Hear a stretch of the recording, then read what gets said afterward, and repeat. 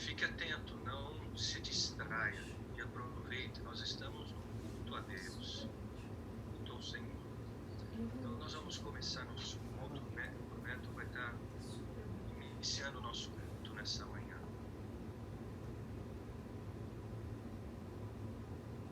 Bom dia a todos. Eu gostaria de começar com uma oração, consagrando a Deus o nosso louvor, e depois eu vou ler um versículo que fala sobre a música que nós vamos cantar.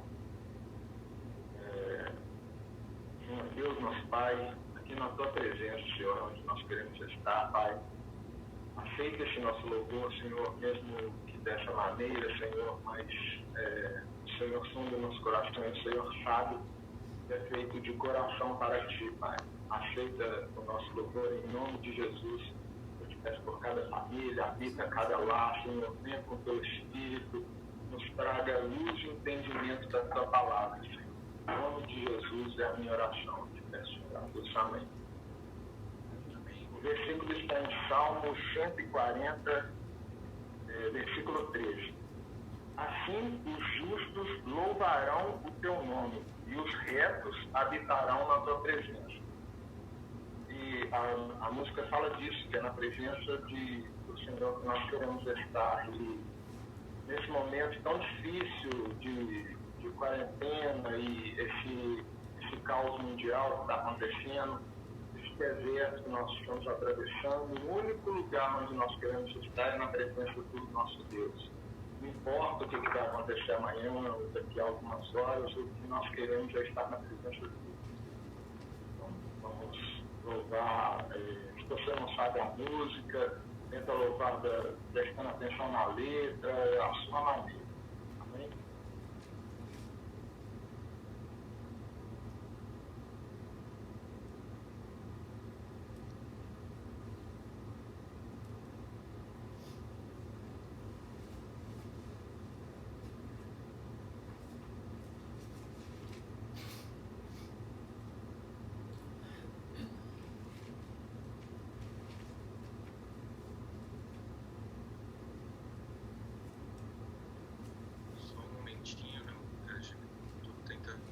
Ajustar aqui um probleminha técnico.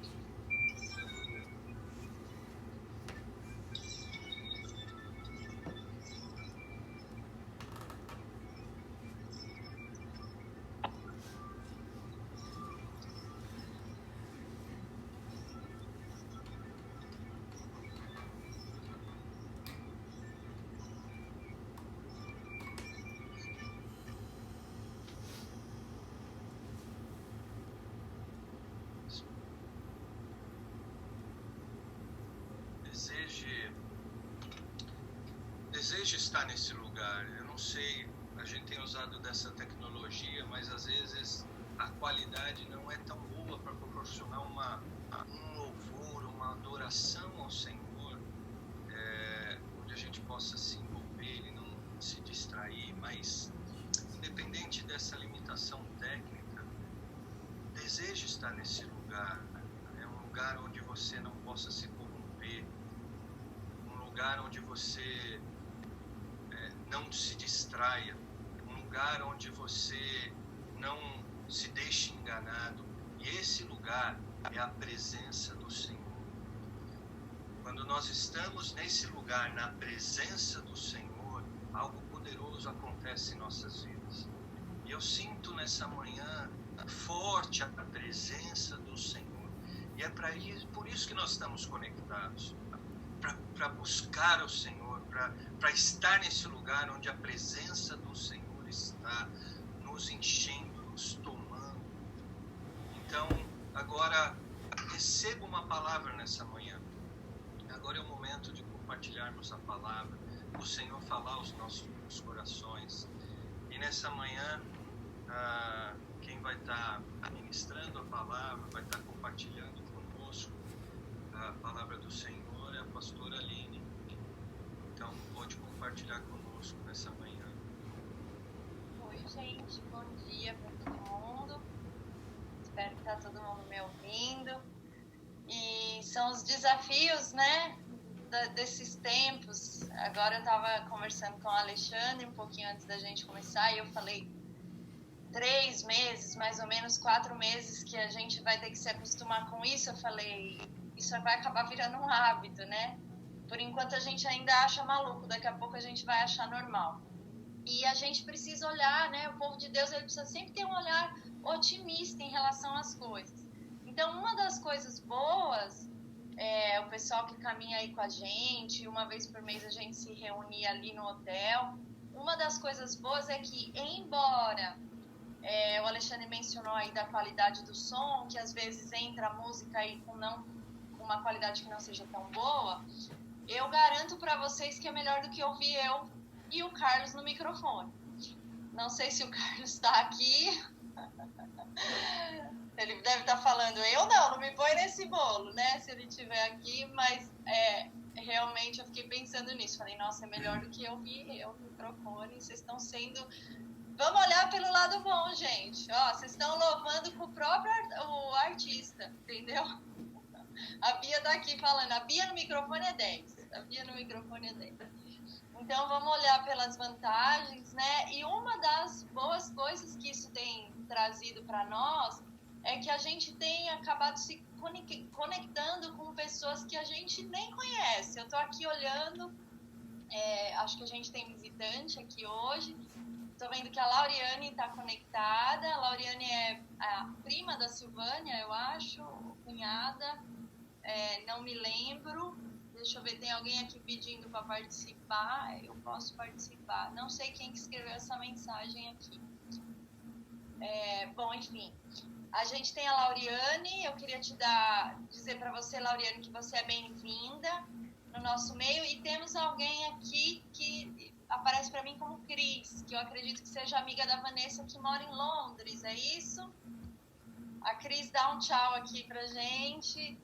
Então, a gente tem aí se conectado com pessoas do mundo, né? A dona Norma tá aí hoje, a Silvânia tem participado conosco, e a gente precisa... Alexandre, fica atento aí embaixo no chat. Andresa... a Andresa tá falando que assim online eu participo da Flórida. É verdade, eu não tô vendo a Andresa aqui, acho que é ela que tá com o iPhone, não sei. Mas a Andresa também tem se conectado a nós, tem sido muito bom. Então, vamos olhar vamos ter essa perspectiva boa, né, daquilo que Deus tem feito. E a igreja não para, ela não pode parar de jeito nenhum.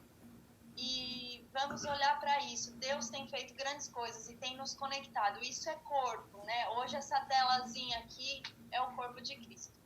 E o Alexandre falou comigo, a Lauriane está falando que está de pijama, não vai aparecer, tudo bem. Essa é outra vantagem, né, povo?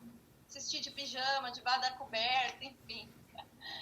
Mas o Alexandre tinha me pedido para trazer a palavra no dia de hoje, há um tempo atrás. A gente nem sabia que seria assim, a gente imaginava que seria ali no hotel, porque a gente tem o nosso culto mensal, né, todo primeiro domingo do mês, e vamos ter também um segundo culto esse mês, que é domingo que vem, que vai ser o culto da Páscoa. Então, o Alexandre falou se eu poderia estar fazendo isso.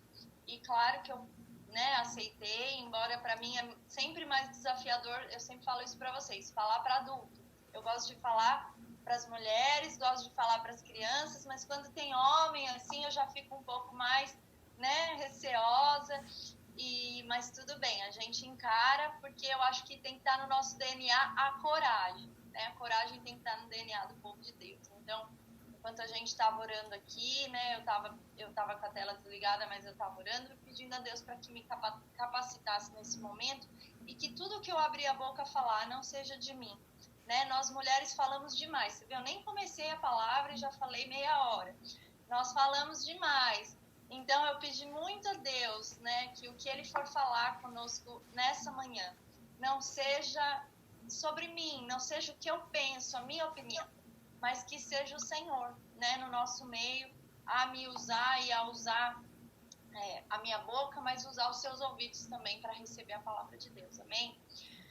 Nós estamos entrando na semana de Páscoa, né? É uma semana que aqui nos Estados Unidos os cristãos comemoram assim de uma maneira que eu não conhecia muito bem no Brasil. Eles comemoram diariamente, comemoram a entrada de Jesus em Jerusalém. Comemoram, não, eles enfatizam isso, né? Então é uma semana muito especial de verdade para nós cristãos. A Páscoa ela é uma data muito especial. Talvez a gente deveria comemorar com mais paixão e intensidade do que o Natal, porque a Páscoa ela é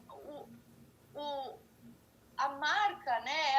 É o que dá, é o evento que aconteceu que nos libertou, que nos salvou, que nos redimiu, né? É um divisor nas nossas vidas. Quando a gente recebe o Senhor Jesus, a Páscoa acontece para nós, dentro de nós, né? A Páscoa ela significa morte de Jesus, a passagem, né, da morte para a vida, a nossa passagem de uma vida de morte, de uma vida sem esperança, para agora uma vida de esperança, de liberdade. E eu sempre amo ensinar isso para as crianças. É uma das épocas que eu mais gosto de ensinar e eu gosto sempre de fazer o link. Então, quem anda comigo sabe que talvez para você já está até cansativo, né? O cordeiro, o pão sem fermento. Mas todo ano a gente ensina as crianças a Páscoa do Velho Testamento e a Páscoa do Novo Testamento. E semana que vem o Alexandre vai estar falando um pouquinho não, vai estar, acredito, né? Nem sei o que às vezes estou falando aqui, mas eu acredito que ele vai estar falando sobre a Páscoa. E ele vai poder fazer esse link, né? Hoje eu queria falar muito rapidamente da Páscoa do Velho Testamento, mas eu não vou me prender nela, né? A gente vai chegar nela como um ponto de partida para um grande processo na vida do povo de Deus. Então a Páscoa, a primeira Páscoa, hoje a gente vai falar da primeira Páscoa como um ponto de partida. Mas para chegar também na primeira Páscoa, eu vou ilustrar um pouquinho a história, porque às vezes a gente começa falando da Páscoa falando, o povo estava ali escravo no Egito. Como é que o povo chegou ali, né? Quer dizer, por que o povo de Deus estava ali sendo escravizado no Egito? Então eu vou tentar ser super rápida, né? Vou tentar com toda a minha força para a gente não ser cansativo. Se eu estiver sendo cansativa, manda aí no chat, no privado, Aline, corre, que eu prometo que eu vou correr, tá bom? Então, vamos lá. Para a gente chegar no contexto da escravidão, do período de escravidão ali do povo de Israel no Egito, a gente vai voltar ali em Abraão, né? Não vou lá no livro no Adão e Eva, não. Vou no livro de Gênesis, mas a partir de Abraão. Deus escolhe um homem na terra para fazer aliança com ele e a partir dele começar um povo, uma nação, alguém que fosse propriedade de Deus, alguém que escolhesse caminhar com ele, que andasse de mão dadas com ele. Então tudo começa em Abraão. Tudo começa com uma aliança que Deus faz com Abraão, um homem já idoso, que tinha uma mulher estéril, não podia ter filhos, e ele chega para esse homem, porque ele encontrou nesse homem um coração, né, diferente dos outros, e ele chega para esse homem e fala: Abraão, com você, a partir de você, eu vou abençoar todas as famílias da terra.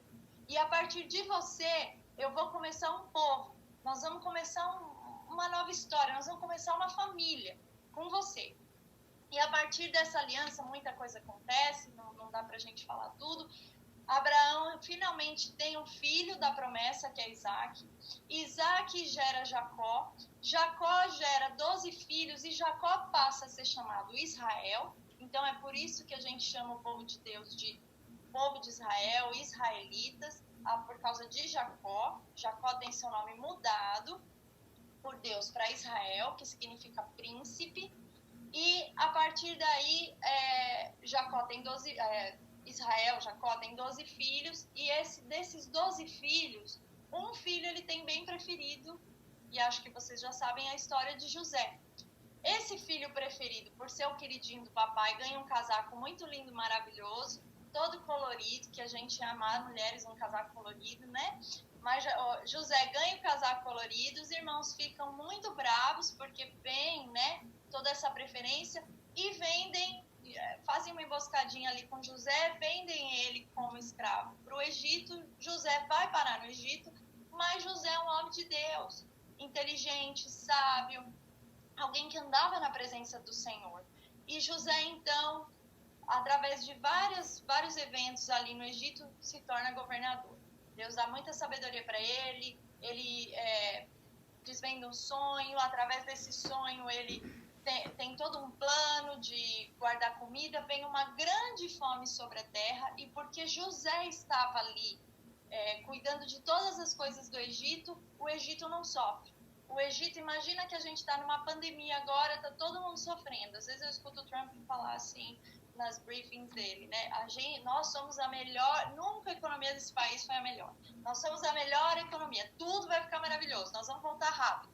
Aí você olha e fala, ufa, dá até uma esperança. Agora você imagina que o Egito naquela época estava nem aí com a fome, porque José estava cuidando de tudo, né? Então é como se o mundo inteiro tivesse desesperado, mas aquele país estava ali guardado por causa de José, né? E por causa desse favor, vem então, passa um tempo, gente, não vai dar para ficar detalhando, José traz toda a sua família, né, para viver, os hebreus, né, a família dele era hebreia, traz para viver no Egito, para que eles tenham um bom lugar para viver, como se fosse uma colônia. Tinha a colôniazinha ali dos filhos de Israel, vivendo dentro do Egito e desfrutando do melhor. Eles foram morar eles eram agricultores, eles trabalhavam com gado, eles plantavam, eles lidavam com os animais. E Faraó concordou, porque Faraó gostava muito de José, em dar a melhor porção da terra ali para quem trabalhasse com gado,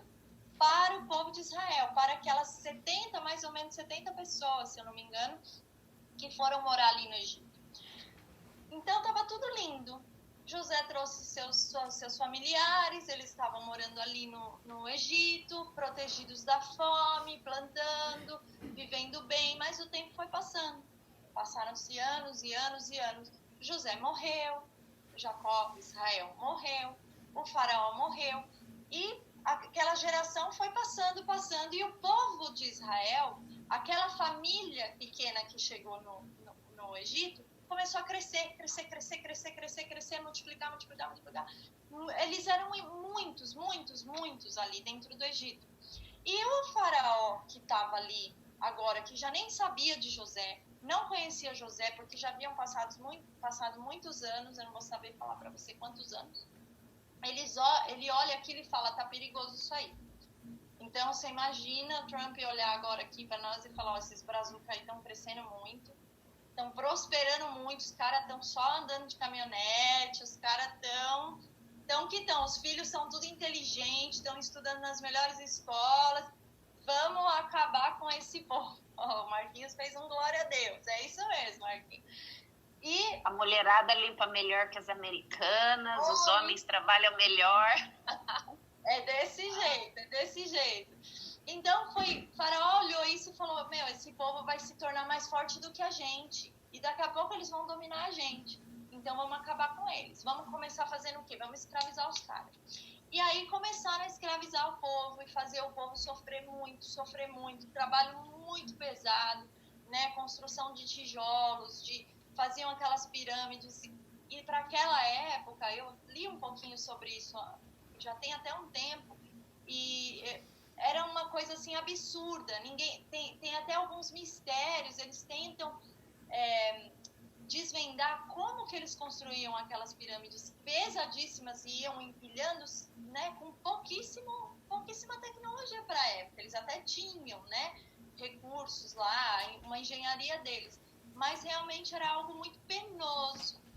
E a Bíblia fala que o povo, de fato, estava trabalhando muito pesado. Só que quanto mais ele oprimia o povo, quanto mais o povo era oprimido, mais o povo se multiplicava, né? É um mistério aí e é uma lição, né? Eu acredito que pra gente, não vou parar aí, mas eu tiro uma grande lição só disso. Quanto mais eles eram oprimidos, mais eles se multiplicavam. Esse é o povo de Deus. E vamos fazer o que então? Porque estamos quase esfolando eles de trabalhar, mas não param de multiplicar. Vamos matar todos os meninos, matar os primogênitos. E aí, desse contexto de matar todos os meninos, todo mundo, eu acredito aqui, que conhece a história de Moisés, eu não preciso ficar falando, né, do cestinho, Joquebede e tudo mais. Moisés, então, é escolhido por Deus, né, para libertar, ser o líder, né, que iria libertar, ia ser usado por Deus para ser o libertador do povo de Israel. Né? E aí a gente tem Moisés indo ali, Moisés um homem gago, cheio de debilidades, embora ele tinha sido educado e criado na casa de Faraó. Quem conhece sabe a história do cestinho, também, se eu ficar contando tudo, nós vamos ficar aqui até amanhã. E aí Moisés, então, recebe um chamamento de Deus, né, para ser esse grande líder e ir falar com o Faraó. E ele vai, ontem as crianças aprenderam sobre isso, ele vai lá por diversas vezes, e cada vez que ele ia, a Bíblia fala que o coração de Faraó estava endurecido. O coração de Faraó estava endurecido por Deus. Então, eu quero que você tenha isso na sua mente, né? O Faraó, eu acredito que ele era ruim, sim, né? Óbvio que ele era. Mas quem endurecia o coração dele para que não deixasse o povo sair era o próprio Senhor. Porque o Senhor queria mostrar para o povo o poder, né, com que ele libertaria eles ali do Egito. Por 9 vezes, 9 pragas. E aí a gente chega então na 10ª praga. Cada vez que Moisés ia lá, o Faraó falava não, vinha uma praga. O Faraó ainda falava, não, isso aí os outros também fazem. Eles também fazem a água virar sangue, não é Deus, não vou liberar. E por aí foi em diante, até que Deus anuncia isso por 9 vezes, até que Deus anuncia a 10ª praga. E aí, então, antes da 10ª praga, é instituída a primeira Páscoa. Falei um monte, né? Nossa, não fiz nem vírgula. Não sei como eu vou continuar a partir daqui, mas vamos lá. Então, a primeira Páscoa é instituída agora, antes de que a 10ª praga venha. Né? E a 10ª praga seria algo terrível, algo que mexeria e balançaria com todo o Egito, né? Que era a morte dos primogênitos. Todos os filhos primogênitos, ontem, quando eu falo isso para as crianças, é muito engraçado, porque, Nathan, quem que é o primogênito da sua casa? Ninguém queria ser ontem o primogênito, porque o primogênito ia morrer. Então eles já levantam a mão assim, né? Mas se é para mandar no irmão, quem que é o mais velho? Então esse é o povo, né?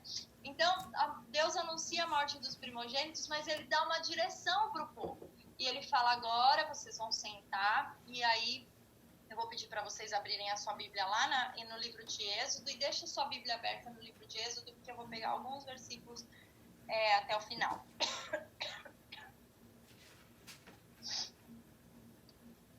Êxodo 12. Falei 12? Eu vou ler, todo mundo abriu?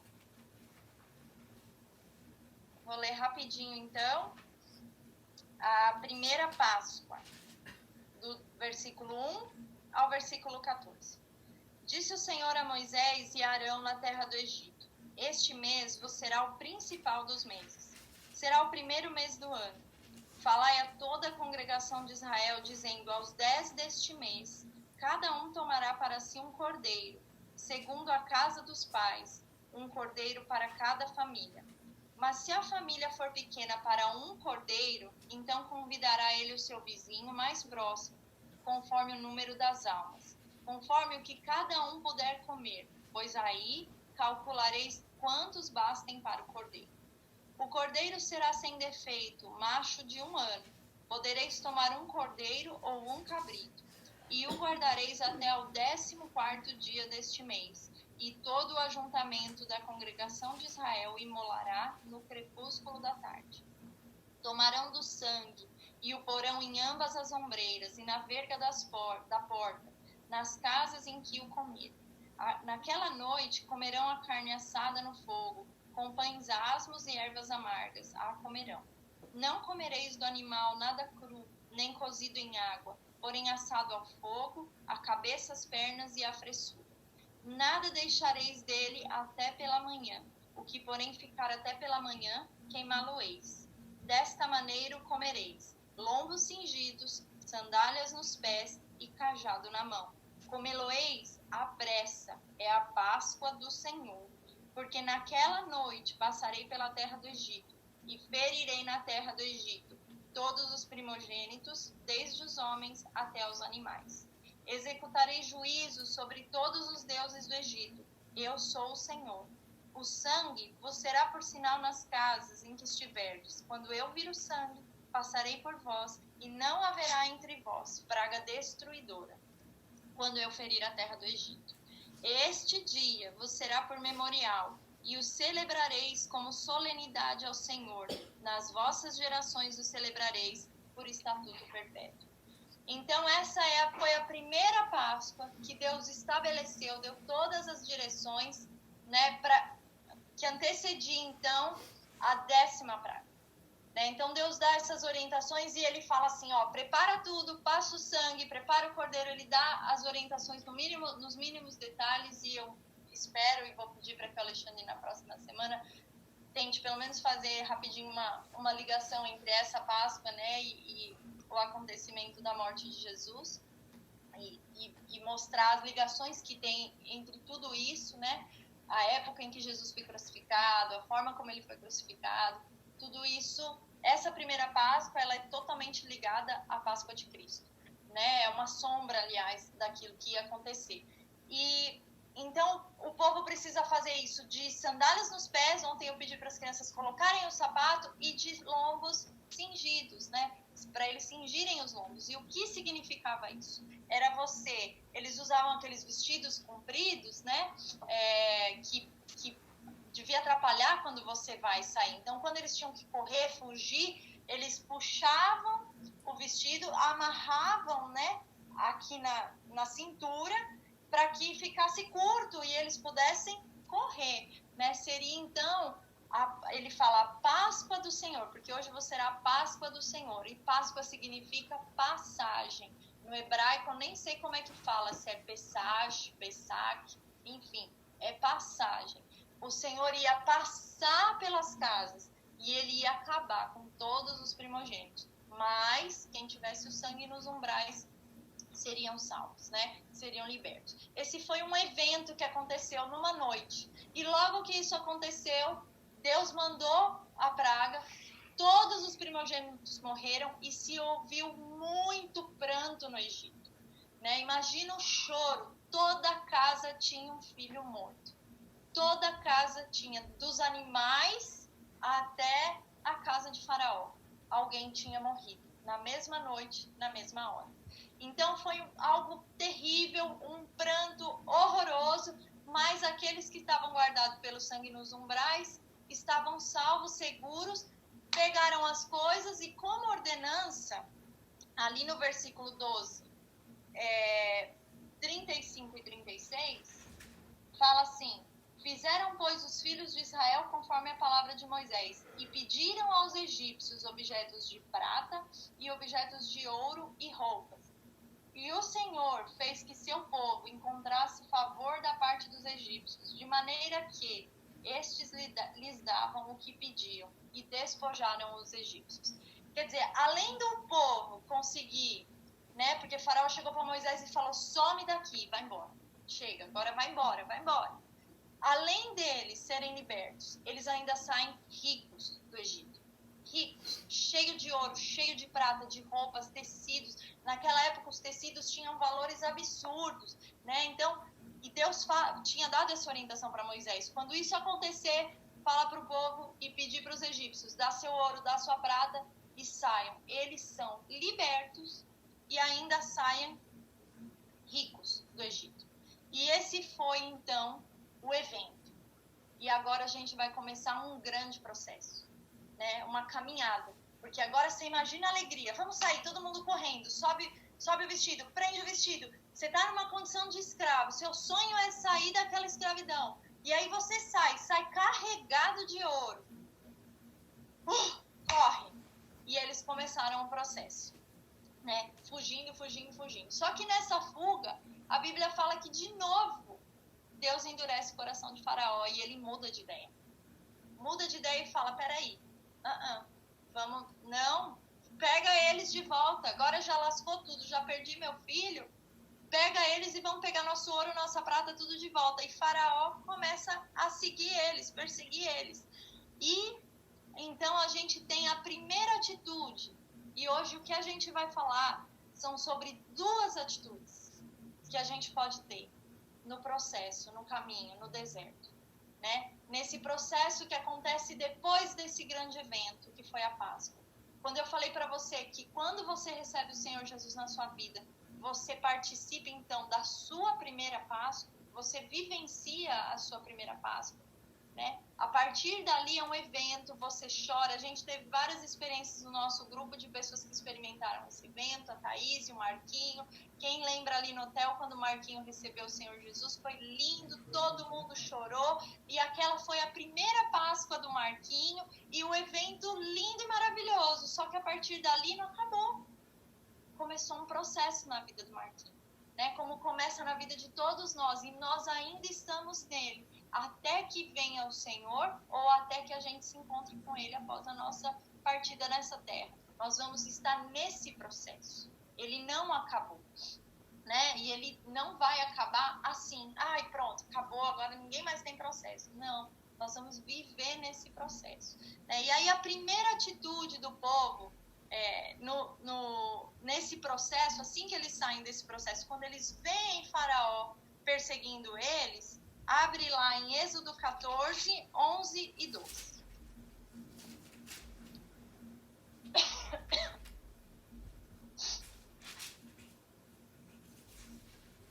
Disseram a Moisés: será por não haver sepulcros no Egito que nos tiraste de lá, para que morramos neste deserto?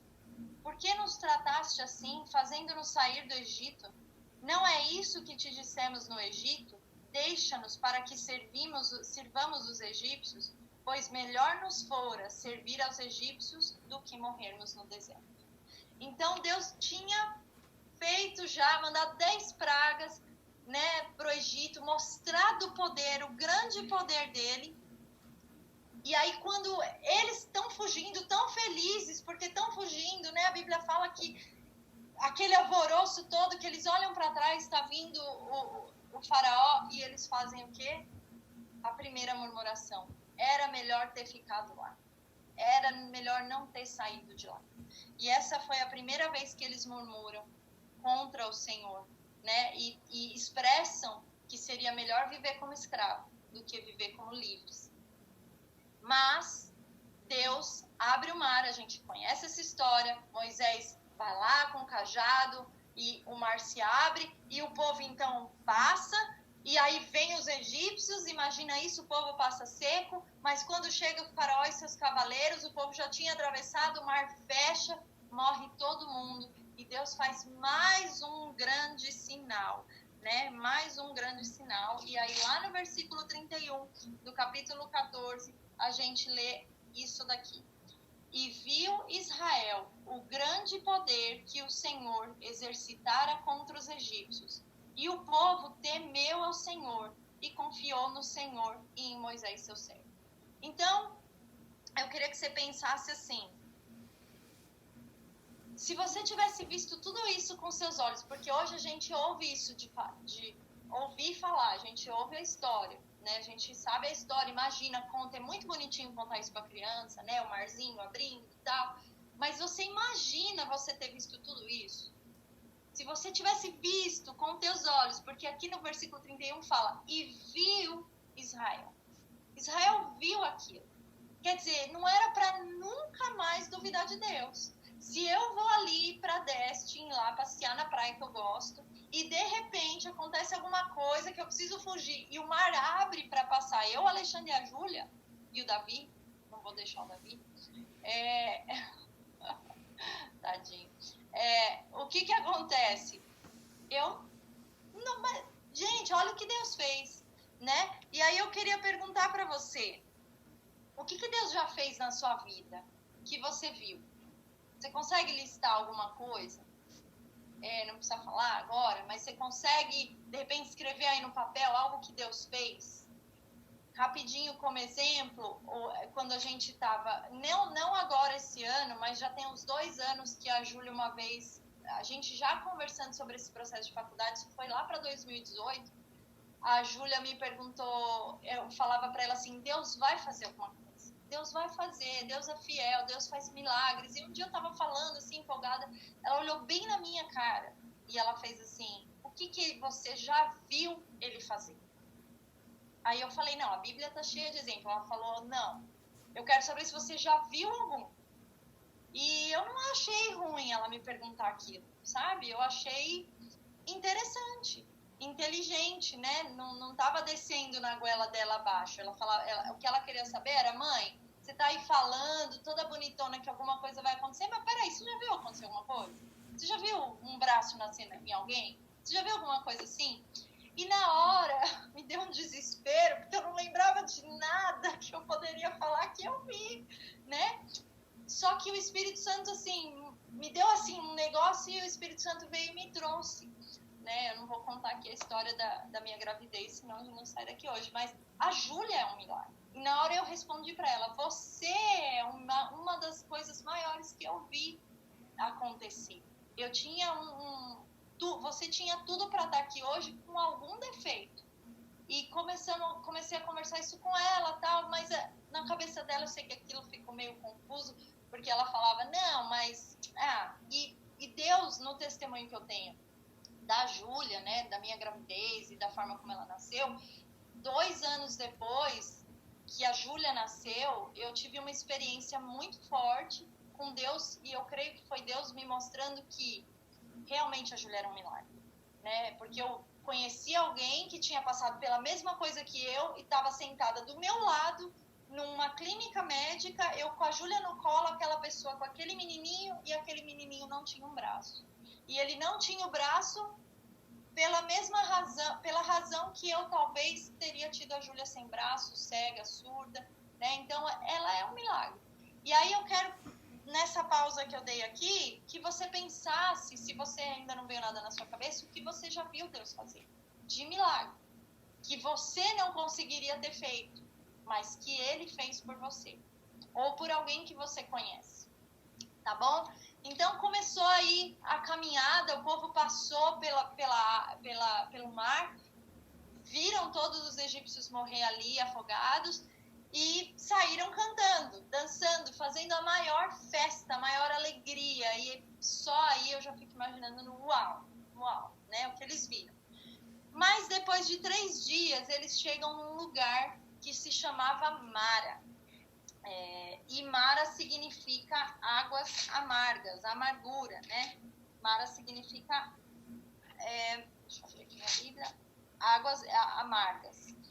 Eles chegam em Mara e eles estão com sede. Só que quando eles vão beber a água, eles estavam em Mara, a água era amarga. E lá no versículo 23 e 24, eu vou ler para você aqui rapidinho do capítulo 15, versículo 23 e 24. Afinal chegaram a Mara, todavia não puderam beber as águas de Mara, porque eram amargas, por isso chamou-se-lhe Mara. E o povo murmurou contra Moisés, dizendo: o que havemos de beber? O que a gente vai beber? O que você trouxe a gente aqui? Quer dizer, o povo estava em maior festa. Tinha acontecido o maior milagre. Passou 3 dias. 3 dias. E o povo chega num lugar, encontra o primeiro desafio. E Moisés, o que você fez com a gente? Gente, eu terminei de ler o Pentateuco agora, os 5 primeiros livros da Bíblia. E eu saí assim, todo dia eu falava com o Alexandre, eu não consigo entender por que Moisés teve que passar por tudo isso. Porque não dá, que esse povo não dava, né? E Moisés vivendo aquilo tudo e tendo que ser líder, ter uma posição de liderança. Bom, o povo murmura. Aí a gente vai lá pro capítulo 16, versículo 3. O povo estava com fome, estava no deserto. No deserto tem plantação? Dá para comer alguma coisa? Não tinha nada, né? Então eles estavam morrendo de fome e eles falam o seguinte para Moisés, no versículo 3 do capítulo 16. Quem nos dera tivéssemos morrido pela mão do Senhor na terra do Egito, quando estávamos sentados junto às panelas de carne e comíamos pão a fartar, pois nos trouxeste a este deserto para matardes de fome toda esta multidão. De novo, né? Passaram mais alguns dias e eles fazem essa murmuração. Lá no mesmo capítulo, versículo 12. Tem ouvido as murmurações dos filhos de Israel. Dize-lhes: ao crepúsculo da tarde comereis carne, e pela manhã vos fartareis de pão, e sabereis que eu sou o Senhor vosso Deus. Quer dizer, eles murmuraram, Deus foi lá, Moisés sempre intercedendo pelo povo, e ele manda o maná. Então, fartura de pão e carne. Eles iam comer carne e pão no deserto. Eles estavam vendo mais uma vez o milagre, porque o maná caía, né? Vinha sobre eles, não precisavam fazer nada. Era o do dia, vinha sobre eles, né? Passado mais um tempo, eles vão parar ali na terra de Redifim, Êxodo 17:3.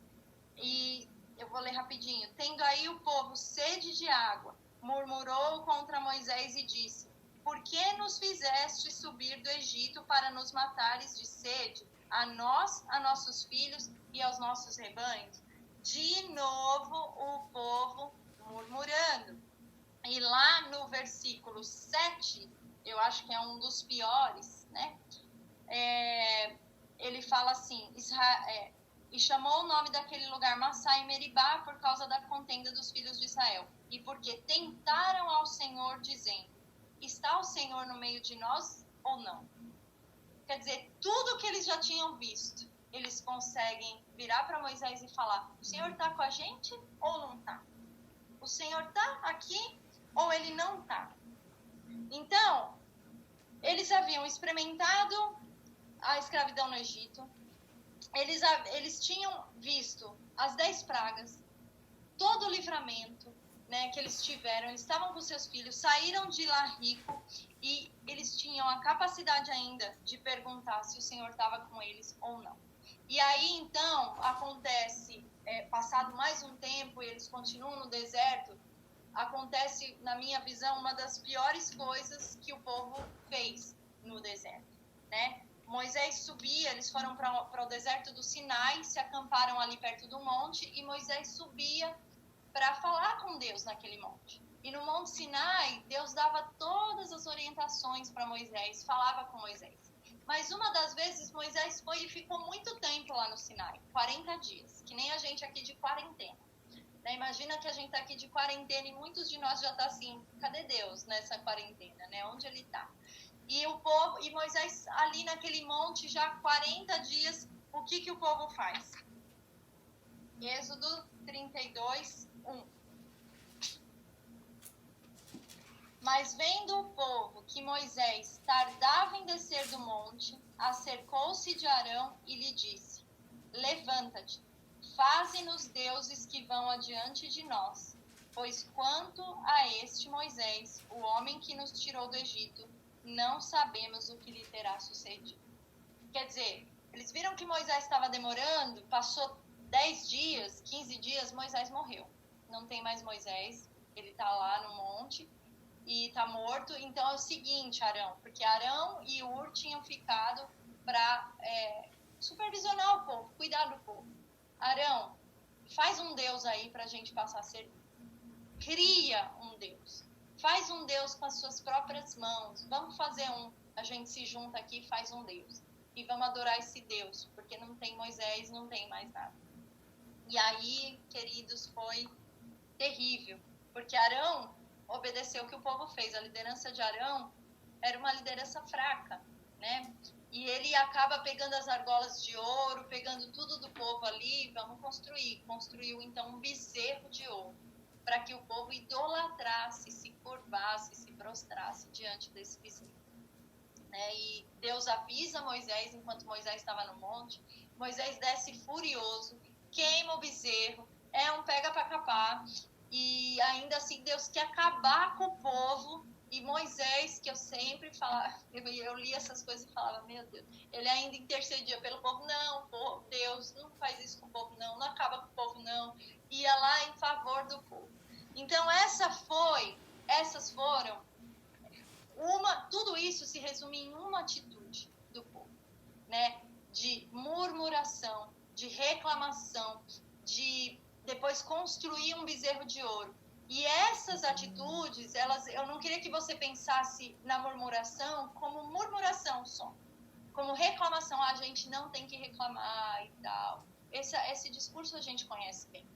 Mas a murmuração e esse último evento aqui de construir um Deus, isso nos remete a uma coisa, a um comportamento que esse povo teve durante todo esse processo, que era o quê?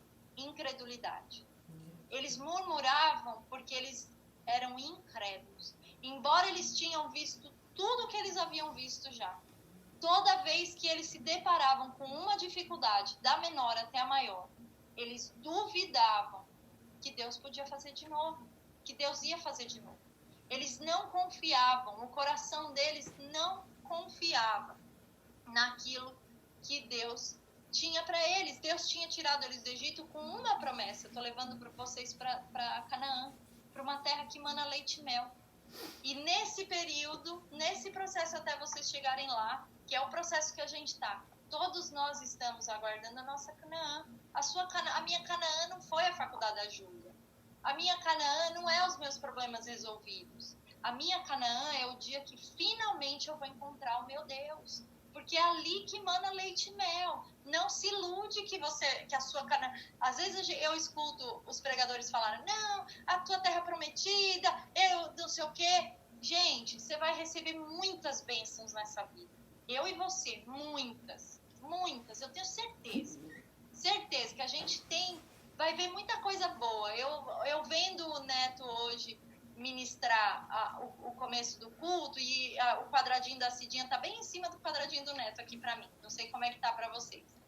A Cidinha tá vivendo uma bênção, ela tá vendo as gerações dela servir ao Senhor, né? Isso é bênção, ela tá vendo. Mas essa não é a Canaã, porque ela ainda tá no processo e a gente vai ter muita alegria, mas a gente ainda vai ter muitos desafios.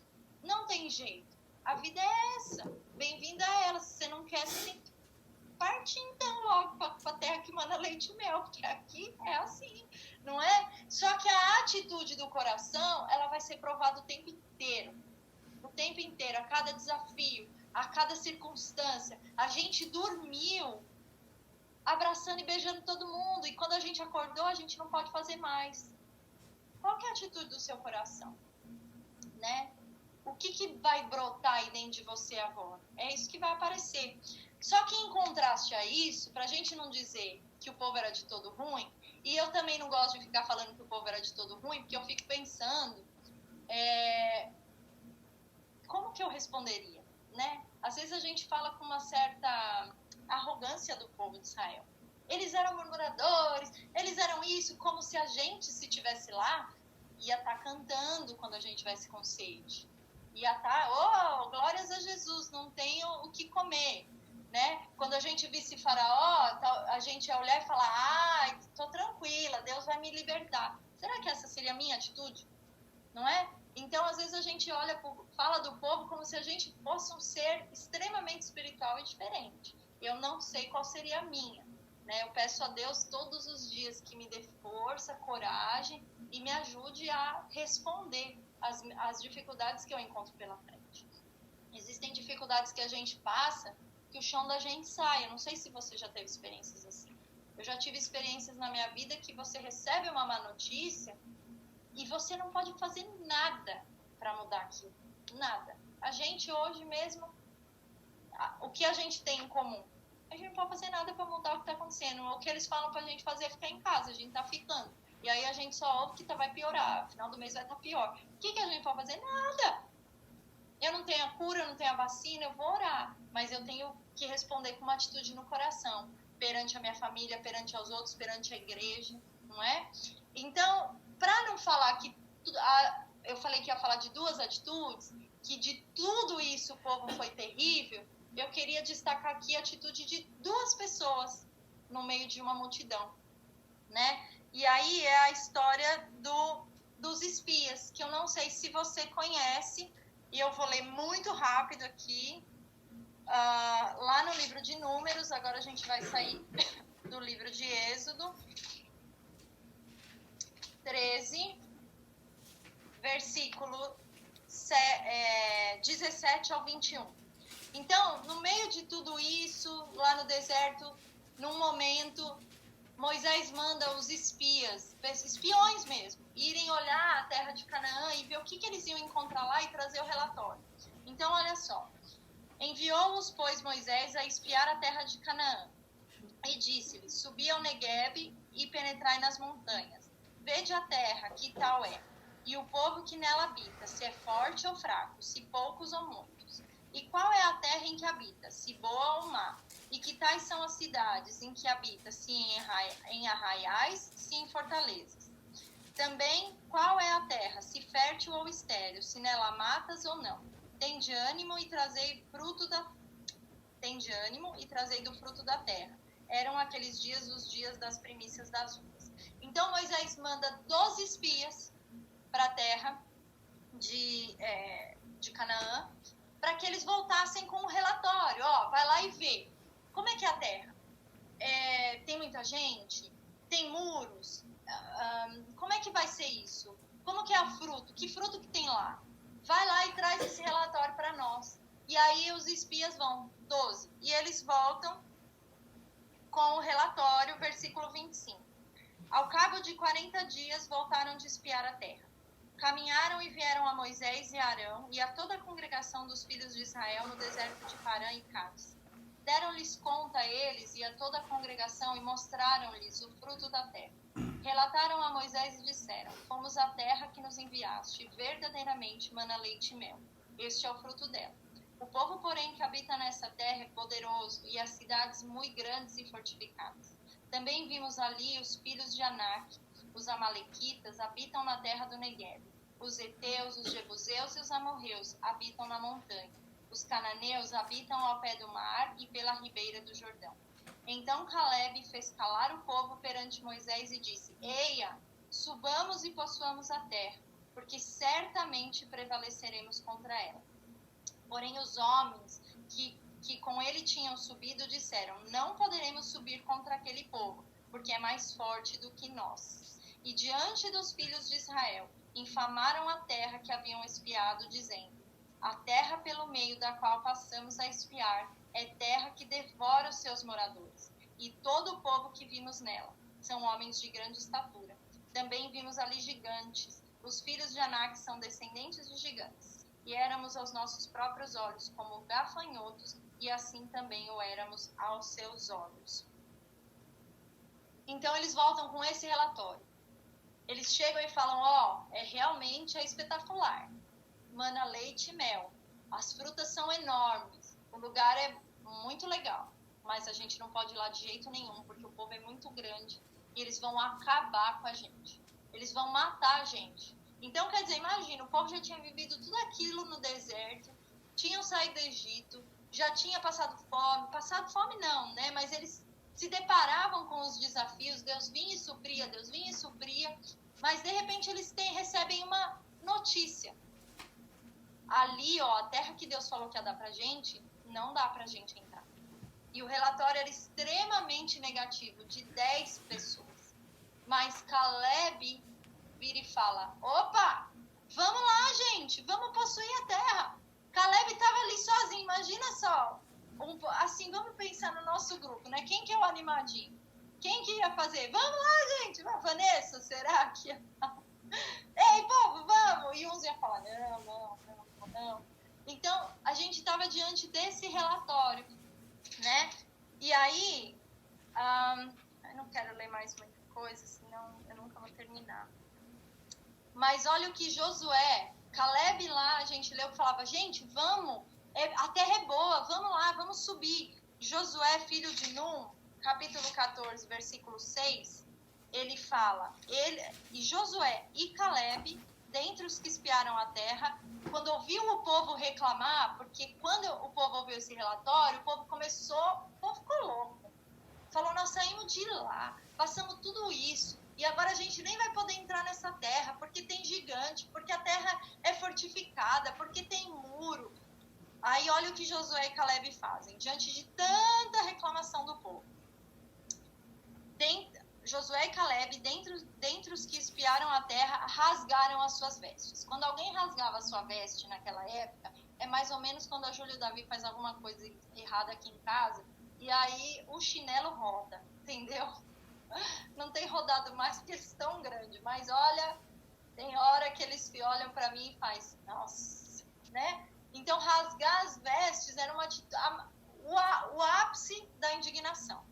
E falaram a toda a congregação dos filhos de Israel, dizendo, a terra pelo meio da qual passamos a espiar é terra muitíssimo boa. Se o Senhor se agradar de nós, então nos fará entrar nesta terra e nos dará, terra que mana leite e mel. Tão somente não sejais rebeldes contra o Senhor e não temais o povo desta terra, porquanto como pão os podemos devorar. Retirou-se deles o seu amparo. O Senhor é conosco, não os temais. Olha só, todo mundo reclamando. 12 pessoas foram ali espiar. 10 voltam para o relatório. Então imagina aqui no nosso grupo que todo mundo foi lá dar uma espiadinha. Aí volta a Vanessa e vamos pôr quem mais aqui? A Thaís. Elas voltam, a família da Thaís e o Marquinho, as meninas, voltam. Gente, vamos lá! Mas tá o Carlos, o Neto, o Juninho, eu, o Alexandre. Tá todo mundo... Gente, não dá pra ir. Né? E Josué com um relatório e Caleb completamente diferente. Mas o que Josué viu e Caleb diferente dos outros 10? Nada. Eles viram a mesma coisa. Eles estavam diante da mesma terra, vendo a mesma circunstância, os mesmos gigantes. Não tinha nada de diferente. Mas o que tinha de diferente era o coração. Era o coração. A gente está passando pela mesma situação hoje. A gente não tem como não falar disso. Não tem como falar do que a gente está vivendo hoje. Está todo mundo passando igual. Não tem nada de diferente do que eu estou passando e do que a Carla está passando. Do que a Suzy está passando. Não tem nada. Nós todos estamos diante de uma situação. Mas o que vai fazer a diferença? É o seu coração. Né? E olha só, Deuteronômio, capítulo 8, versículo 2. Eu acho que eu não vou ler mais nada agora. Deuteronômio 8, 2. Recordar-te-ás de todo o caminho pelo qual o Senhor teu Deus te guiou no deserto esses 40 anos, para te humilhar, para te provar, para saber o que estava no teu coração, se guardarias ou não os seus mandamentos. Então, todo o processo, Deus chega e fala com Moisés e fala, olha, vocês só passaram por tudo isso para que o coração de vocês fosse provado. E o coração de Josué e Caleb foi provado e passou no teste. foram os únicos que entraram na Terra Prometida. O resto, só os mais jovens. Todo mundo morreu. É como se só a Manu fosse entrar, a Vanessa ficasse, a Megan e o Neita entram, a Luna e Carlos não entram. Povo incrédulo, povo duro. Porque o coração no deserto foi provado, foi testado. As motivações, aquilo que estava ali dentro. O que estava ali dentro? E olha, eu acho tremendo quando Josué vira para o povo e fala assim: tão somente não sejais rebeldes contra o Senhor e não temais o povo. Porque nesse versículo a gente aprende que ter medo é rebeldia. Ter medo é se rebelar.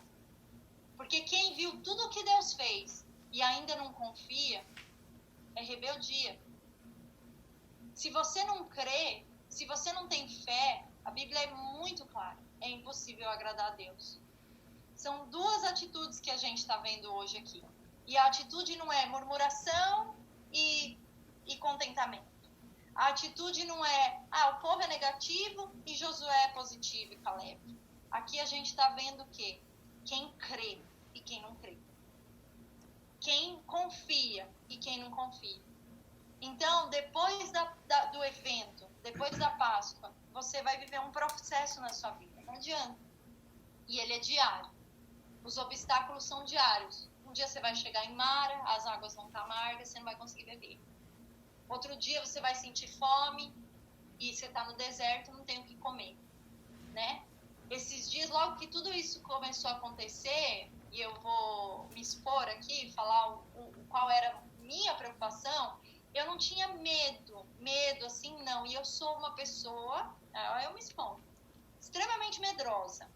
É pena que o Roberto não está aqui hoje para contar, mas eu sempre, de criança, eu sou alguém que não anda na montanha-russa, que quando era pequena, se o carro passava do lado do rio, eu abaixava debaixo do banco, eu tinha medo que o carro ia cair no rio.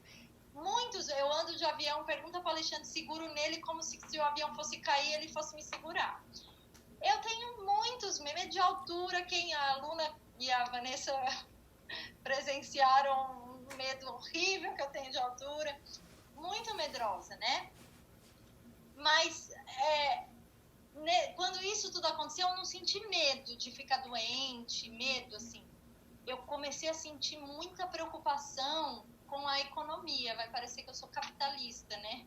Mas eu comecei a falar, gente, o que esse povo tá fazendo de casa? Como que nós vamos comer? Sabe? Começou a me dar uma preocupação que eu falei, daqui a pouco vai acabar. E a minha cabeça viajou, né? Até que um dia Deus arrancou foi justamente essa palavra do maná que Deus me deu, né? Colocou no meu coração, não, eu vou te dar o do dia. Talvez você não vai ter para juntar, você não vai ter para guardar, mas você vai comer, você vai ter o do dia. E eu tenho visto isso não só na minha vida, recentemente, a Vanessa teve uma experiência linda também, Deus tem dado maná, o do dia, ela mesma, às vezes eu ligo para ela, falo, Van, como é que tá? Vai dar para pagar o aluguel? Vai dar para... E ela fala assim, Li, o desse mês eu consigo fazer isso, consigo fazer aquilo. Semana que vem eu não sei. Sabe por quê? É o maná. Vai confiar, nós não vamos preocupar com o do outro, porque se a gente for preocupar com a outra semana, a gente está sendo incrédulo. A gente vai começar a falar, nossa, Deus, e agora, meu Deus, semana que vem, cliente cancelou, meu Deus, não tenho trabalho, como que eu vou fazer? Confia. Qual que é o coração que agora a gente tem que buscar? Não é só agora, não é por causa do coronavírus, porque o coronavírus vai passar. Embora parece que o culto passado a gente ficou um pouco preocupado, que parece que a gente estava dando muita má notícia, né? Ai, das grávidas, ai, do não sei quem, e não sei o quê. E eu mesma fiz um comentário lá falando que talvez a gente seria uma mudança para sempre. Talvez isso não seja negativo, né? E em Deus as coisas, elas não... Eu sempre falo isso. O saldo na balança de Deus, naqueles que estão na mão de Deus, sempre é positivo, por mais que ele pareça negativo. O saldo é positivo. Então, o que eu queria colocar hoje para você é: como é que está o teu coração passando por todo o processo da sua vida? Qual é o coração que você quer apresentar para Deus quando de fato Deus ia chegar a você e falar: Suzy, tudo isso eu estava testando o seu coração, eu estava provando você. Qual que é a atitude que a gente vai ter? A atitude de incredulidade ou uma atitude de quem crê? Quem crê não se preocupa com o dia de amanhã. Josué e Caleb, eles tinham certeza que eles iam entrar ali. Se você ler o livro de Josué é um livro de batalha, de guerra. Só tem, uma atrás da outra. Você começa a ler, eles foram para tal cidade, lutaram com não sei o quê, e Deus entregava na mão deles. Mas quem que estava lá? Estava a Manu, a Maria Clara, estava a Melissa e o Vitor, porque, desculpa a palavra, mas a velharada tinha um coração rançoso demais para entrar na terra. Tinha um coração incrédulo, um coração que não cria, né? E é por isso que às vezes a gente tem que ensinar tanto as crianças. A gente precisa encher o coração das crianças de fé. De fé. Porque o mundo não vai melhorar, vai piorar. As circunstâncias que a gente encontra hoje, daqui 10, 20 anos, vão ser piores. As pessoas com quem seus filhos vão se relacionar na faculdade, quando a Megan for para a faculdade, quando o Nathan for para a faculdade, se o mundo hoje está do jeito que está, pensa bem como é que vai estar daqui 15 anos, menos 10. Mas a gente precisa fazer o quê? Buscar o Senhor, se encher da palavra de Deus, né? Aqueles que conhecem a Deus, aqueles que se enchem das verdades de Deus, eles conseguem passar pelo processo, pelo deserto, com o coração de Josué e Caleb, com o coração confiante de quem crê. Não adianta você querer crer naquilo que você não conhece. E olha que o povo conhecia, porque como a gente leu lá atrás, eles viram, eles conheciam, mas ainda assim eles eram rebeldes. E o medo é rebeldia. A falta de fé é rebeldia. Não pensa que ser rebelde é fumar. Não pensa que ser rebelde é... Antigamente, as pessoas antigas das igrejas mais tradicionais acreditavam que quem se tatuava era rebelde. Quem fumava era rebelde. E realmente o fumo a gente sabe que faz mal para o nosso corpo. Meu marido mandou terminar, vou terminar agora. Mas eu quero te dizer que às vezes a gente é um sepulcro caiado. Por fora a gente está lá, mas por dentro a gente está vazio, sem fé, né? Com atitudes externas, mas com medo do que está passando. Então eu quero dizer a você para não temer, buscar um coração de Josué, de Caleb. Eu acredito que todos que estão aqui um dia passaram pela Páscoa do Senhor, receberam Jesus no seu coração. E essas frases de efeito, depois de Jesus, nunca mais a sua vida vai ser a mesma. Ela de verdade não significa que você não vai ter problema, mas ela significa que agora você pode se agarrar em fé e caminhar sem medo. Então a minha palavra para você esse domingo é: caminha sem medo. Passa por tudo isso que hoje a gente está passando junto sem medo. Isso não é para você sair lá fora sem máscara e dançar na casa da Luna, não. É para você continuar na sua casa. O Carlos já balançou a cabeça. Não. É para você continuar fazendo o seu dever de casa, né? Que é obedecer às autoridades e ficar em casa. Mas o seu coração não tem. Tem um coração de Josué.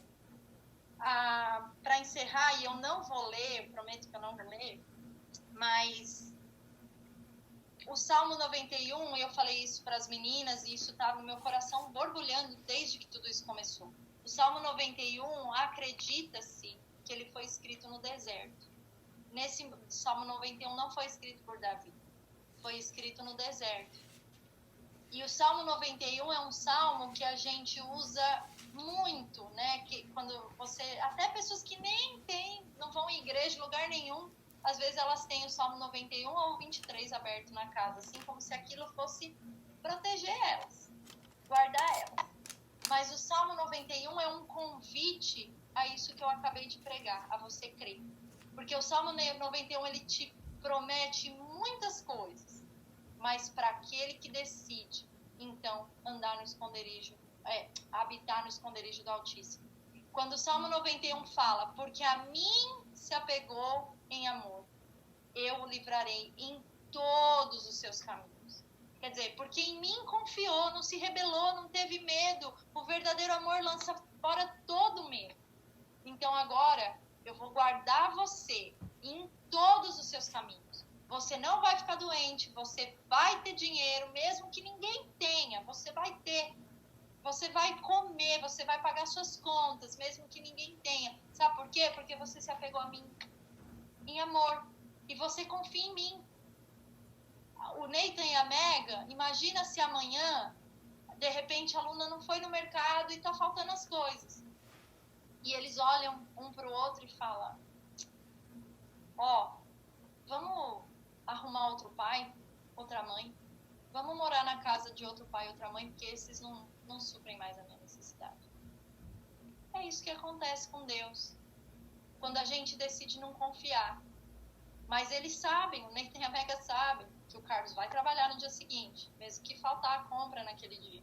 No dia seguinte ele vai trabalhar. E eles vão dar algum jeito para ter a comidinha deles lá que eles gostam no armário. Né? E assim deveria ser a gente com Deus. Entrar no descanso. Não porque a gente é relaxado.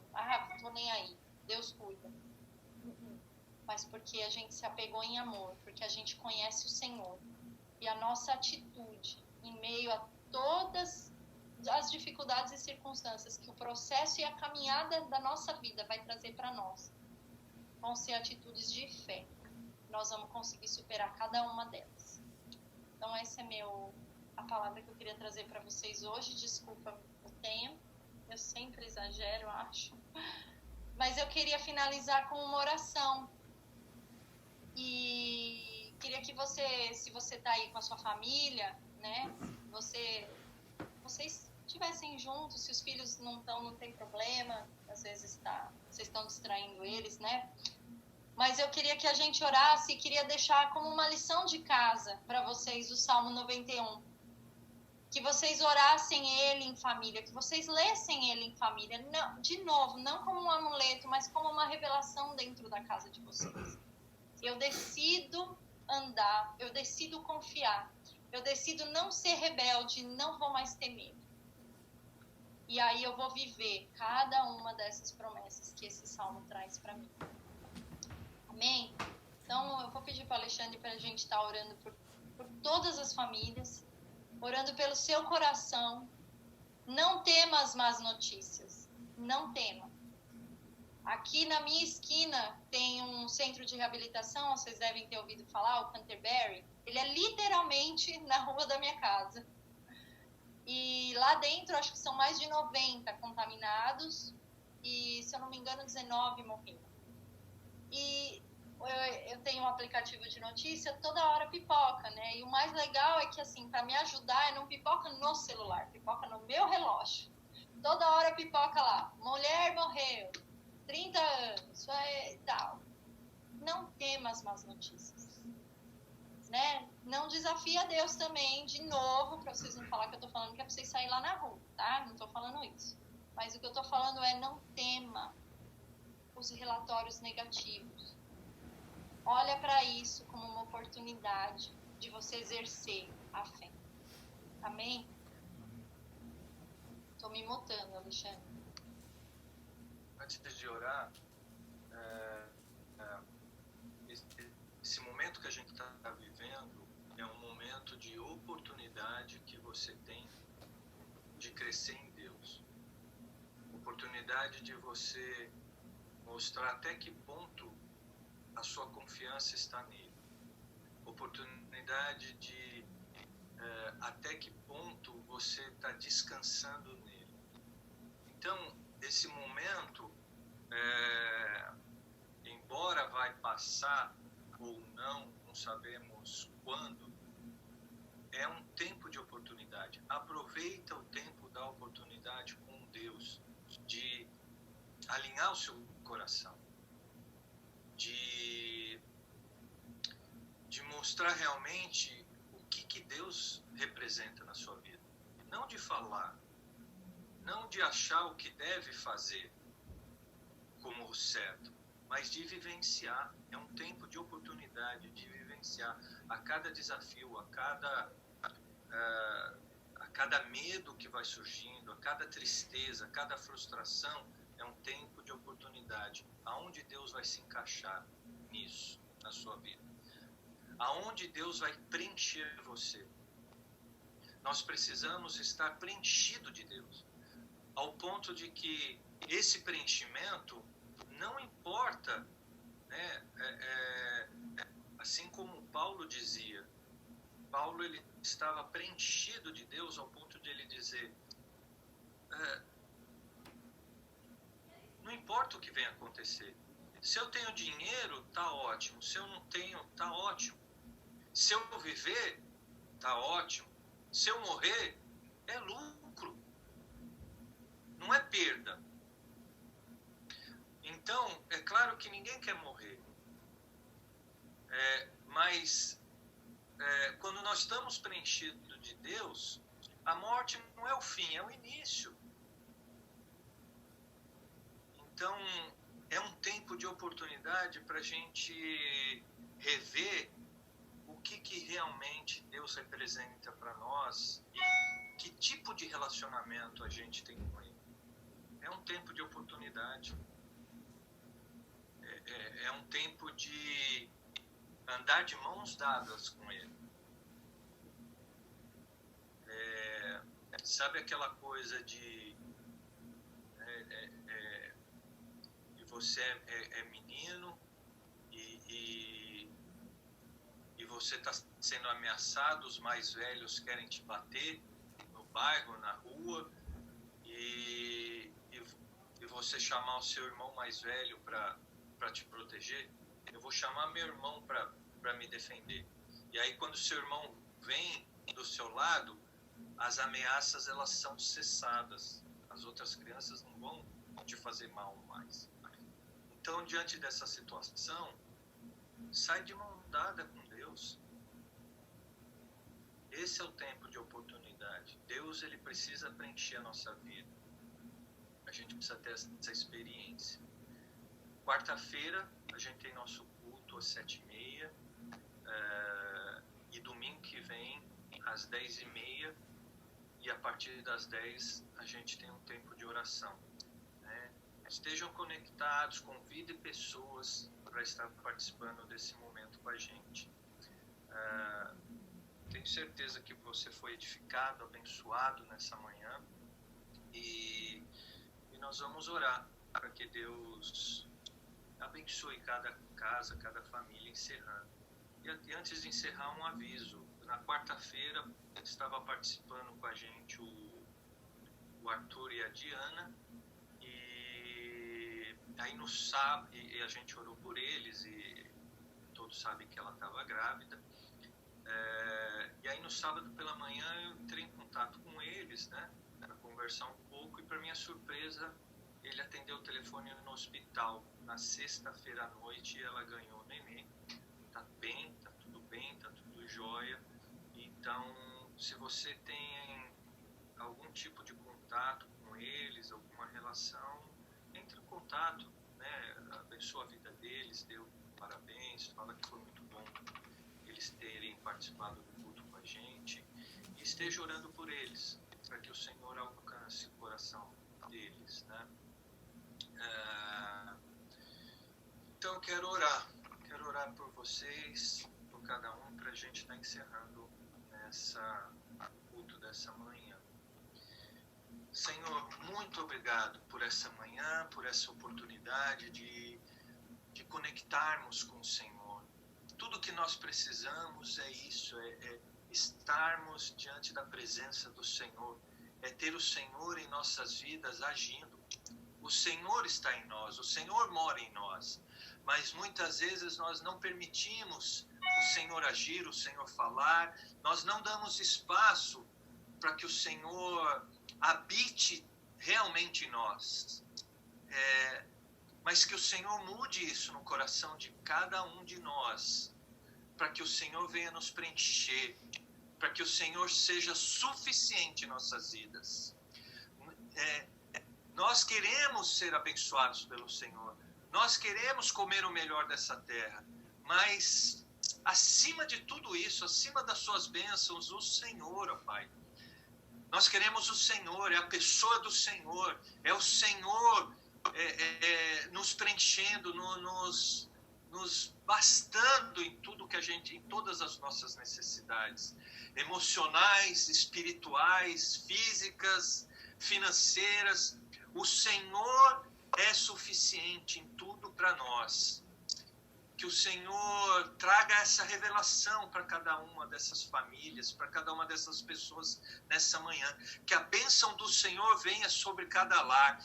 Que a glória do Senhor se instale em cada casa e enche cada ambiente da casa de cada um, de cada família, com a glória do Senhor. Que a atmosfera, o ambiente, o coração, a vida, tudo seja mudado, transformado, para que o Senhor seja exaltado, para que o Senhor seja glorificado. Nós te damos graças, ó Pai, pelo agir do Senhor, pela bênção do Senhor. Usa-nos, ó Pai, nessa terra. A cada uma dessas pessoas aqui, usa poderosamente para alcançar outras, para trazer a vida do Senhor para outras pessoas, ó Pai. Que cada família nesse tempo tenha a oportunidade de encontrar o Senhor, de conhecer melhor o Senhor, de ser saciado e alimentado pelo Senhor. Nós te damos graças nessa manhã e encerramos esse culto glorificando o seu nome e saindo com a certeza que a bênção do Senhor, a proteção do Senhor, o sangue de Jesus está marcado em nossas vidas, em cada lar. Obrigado por isso. Nós te louvamos no nome poderoso de Jesus. Amém. Amém. Um bom dia para